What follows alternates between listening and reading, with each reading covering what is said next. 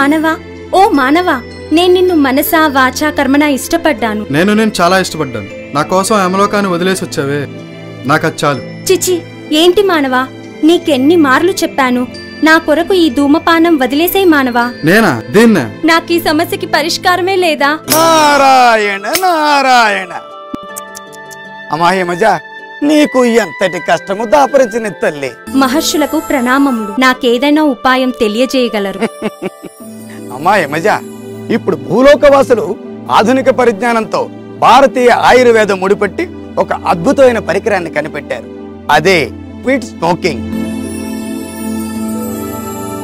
ధూమపానం నుండి విముక్తి కలగాలి అని దృఢంగా నిశ్చయించుకునే వారికి ఈ క్విట్ స్మోకింగ్ ఒక అద్భుతమైన ప్రొడక్ట్.